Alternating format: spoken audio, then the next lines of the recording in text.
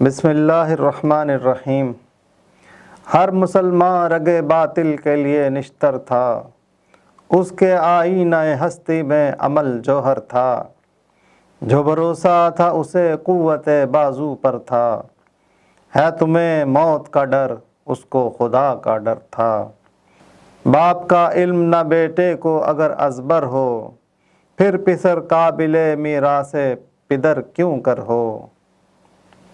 19ویں بند میں عظیم الشان مسلمانوں کی چند اور خصوصیات بیان کی جا رہی ہیں کہ وہ ایسے مسلمان تھے جو باطل نظریات کے لیے سراپا نشتر تھے، عمل پر یقین رکھتے تھے، موت کی بجائے اللہ تعالیٰ سے ڈرنے والے تھے، اللہ پر بھروسہ کرنے والے تھے۔ اگر تم نے اپنے بڑوں کے یہ اسباق بھلا دیے ہیں تو تم ان کے وارث کیسے بن سکتے ہو۔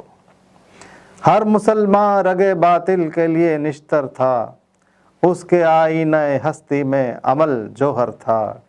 اے اقبال، یہ لوگ میرے ان بندوں جیسے نہیں ہیں، ان کی زندگی کا نچوڑ عمل کی راہ اختیار کرنا تھا، اور عمل بھی ایسا کہ غیر حقیقی خیالات، جھوٹے نظریات، بیہودہ افکار، فضول اعمال کو وہ جہاں بھی پاتے تھے حق کی تعلیمات کا نشتر چبھو کر اس میں سے فاسد مادے نکال کر باہر پھینک دیتے تھے، اور سچے نظریات، اچھے خیالات، با مقصد افکار اور صالح اعمال سے اس خلا کو پر کرنے والے تھے۔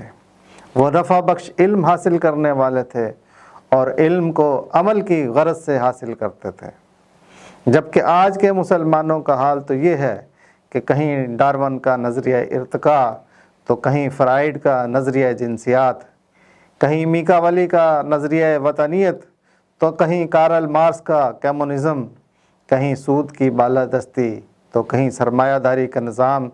یہ سب باطل کے ہتھ کنڈے چل رہے ہیں، اور کسی بھی مسلمان کے پاس وہ نشتر نہیں ہے جو ان نظریات کو چبھو دیا جائے اور ان میں سے فاسد مادے نکال کر کلمۃ اللہ الحق کو بلند کیا جائے۔ جو بھروسہ تھا اسے قوت بازو پر تھا، ہے تمہیں موت کا ڈر اس کو خدا کا ڈر تھا۔ ان کی زندگی میں عمل پر زور رکھنے کی دو بنیادیں تھیں۔ ایک تو یہ کہ وہ ہمیشہ صرف خدا سے ڈرتے تھے، تقویٰ کی روش پر گامزن ہوتے تھے، اور انہیں موت کا کوئی ڈر نہیں ہوتا تھا۔ دوسری بات یہ کہ انہیں اپنے زور بازو پر بھروسہ تھا کہ وہ جس کام میں بھی ہاتھ ڈالتے تھے کامیابی ان کے قدم چومتی تھی۔ اللہ تعالیٰ کے خوف اور نیکی کی حقیقت کو قرآن پاک میں ایک جگہ بہت خوبصورت انداز میں یوں بیان کیا گیا ہے۔ نیکی یہی نہیں کہ تم مشرق یا مغرب کو قبلہ سمجھ کر اس کی طرف منہ کر لو، بلکہ نیکی یہ ہے کہ جو لوگ اللہ تعالیٰ پر اور روز آخرت پر اور فرشتوں پر اور خدا کی کتاب پر اور پیغمبروں پر ایمان لائیں اور عزیز رکھنے کے باوجود مال خرچ کریں، رشتہ داروں پر، یتیموں پر، محتاجوں پر، مسافروں پر، مانگنے والوں پر، اور قرض یا قید سے گردنوں کے چھڑانے پر، اور نماز قائم کریں اور زکوٰۃ بھی دیں، اور جب وعدہ کر لیں تو اس کو پورا کریں، اور پریشانی اور تکلیف میں اور باطل سے جنگ کے وقت ثابت قدم رہیں۔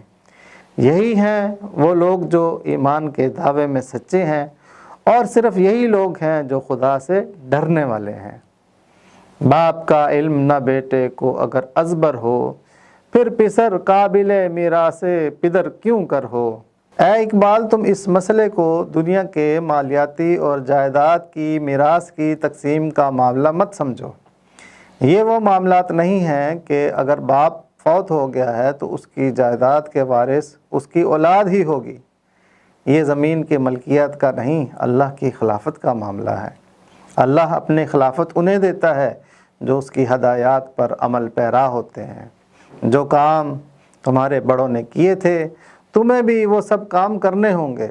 اگر دنیا میں بحیثیت امت عزت سے جینا چاہتے ہو تو اپنے آباء و اجداد کے اسباق یاد کر لو، ورنہ صرف اس بات کا حق جتا کر کہ تمہارے بڑوں کے پاس دنیا کی حکومت تھی سو تمہیں بھی ملنی چاہیے، ایسا نہیں ہوگا۔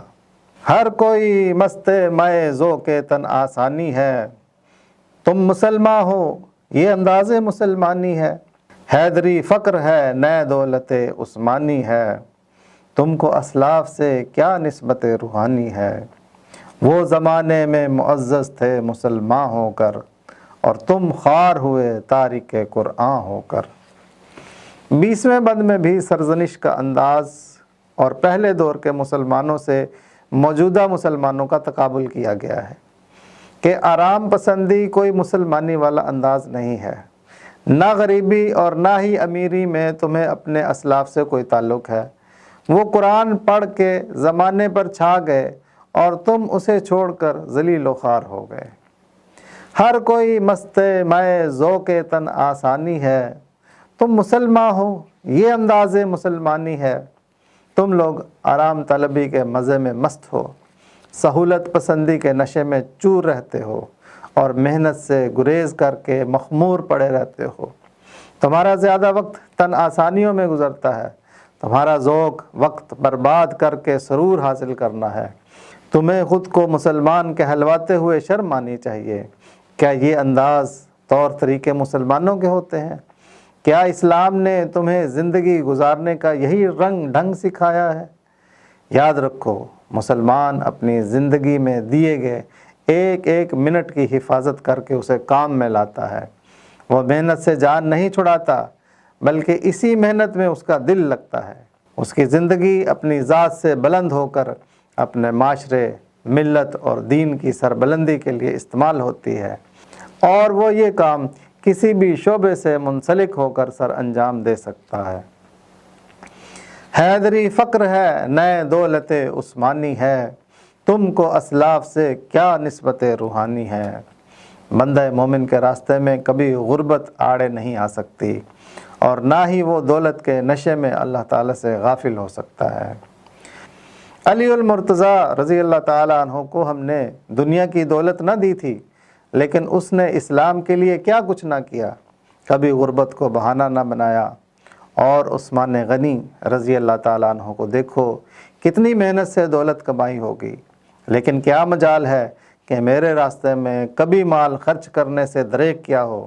اور ایک تم ہو کہ غربت کو بھی بہانہ بناتے ہو، اور امارت میں تو تمہارا دل ہی بند ہو جاتا ہے۔ پھر ہم سے مطالبے کرتے ہو کہ دنیا کی عزت اور خلافت تمہیں دی جائے۔ وہ زمانے میں معزز تھے مسلمان ہو کر، اور تم خوار ہوئے تارک قرآن ہو کر۔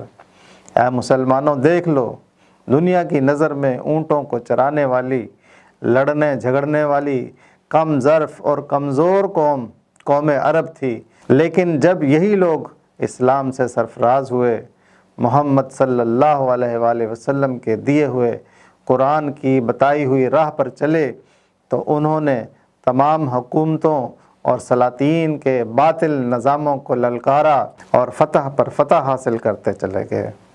امت مسلمہ کی 1400 سالہ تاریخ گواہ ہے کہ جب اس نے قرآن کریم کو اپنا ہادی اور راہبر بنایا، اسے سینے سے لگائے رکھا، اس سے روشنی حاصل کرتی رہی، اس کے احکامات و فرامین کو اپنی زندگیوں میں نافذ کیا اور ان پر عمل پیرا رہی، اس وقت تک اقوام عالم کی امامت و قیادت کی زمام اس کے ہاتھ میں رہی۔